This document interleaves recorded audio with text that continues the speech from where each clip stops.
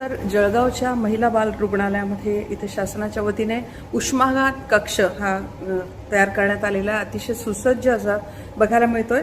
इथल्या जळगावकरांसाठी काय काय सुविधा प्रोव्हाइड केलेल्या आहेत? आता जळगावला टेम्परेचर हे 45 आणि 46 डिग्रीच्या आसपास गेलेलं आहे, म्हणून आम्ही हे इथला आमचा जो उष्माघात कक्ष आहे तो सुसज्ज ठेवलेला आहे. आमच्या इथं सर्व आयसीयू बेड जे नवीन तंत्रज्ञानाचं आहे ते आम्ही सुसज्ज ठेवलेले आहे.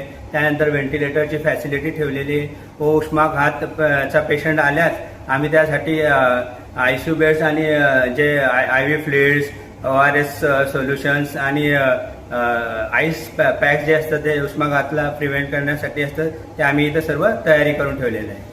बऱ्याच जळगावकरांना खरं तर याची माहिती नसावीत आणि त्यासाठी तुम्ही त्यांना काय आवाहन कराल की कशा पद्धतीने त्यांनी याचा लाभ घेतला पाहिजे? आमच्याकडे सुसज्ज आयसीयू आम्ही सर्व जळगावकरांना सांगू इच्छितो की तुम्ही कोणत्याही पेशंटला अगर फिमेल पेशंटला उष्माघाताचा त्रास झाला तर तुम्ही इकडे आमच्या इथं येऊन त्यांना भरती करू शकतात. लहान मुलं आणि फिमेलसाठी आम्ही इथं सर्व तयारी करून ठेवलेली. पण या ठिकाणी पुरुष अलाव नाही आहेत का? नाही, पुरुष आमच्या इथं फक्त महिला व बाल रुग्णालय असल्यामुळे आम्ही महिला व बाल रुग्णालयाला सेवा देऊ शकतो.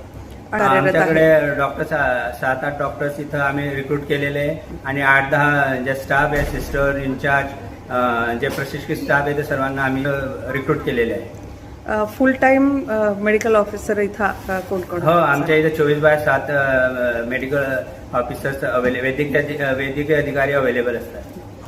एखाद्या रुग्णाला काही त्रास झाल्यानंतर त्यांनी अँब्युलन्सला फोन करून ते इथं दाखल होऊ शकतात का? कशा पद्धतीने होऊ शकतात? अँब्युलन्स तर आमच्या इथं 108ने आले तर आम्ही ते पेशंट घेतो.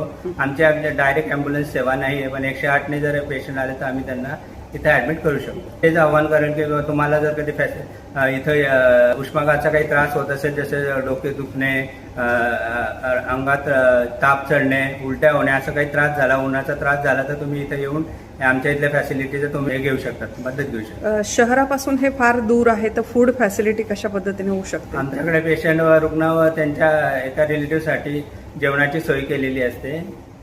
ते शासनाने ज्याप्रमाणे नियमाने दिलेले आहे ते आम्ही त्याचं फॉलो करतो. इथले काही संपर्क नंबर सुद्धा उपलब्ध आहेत का की रुग्णांनी त्यावर संपर्क साधू शकतात का? ते आम्ही इथले आमचे समाजसेवक आमचे जे आहेत त्यांचे 2 जणांचे नंबर दिलेले आहे, त्याप्रमाणे ते त्यांना फोन करू शकतात.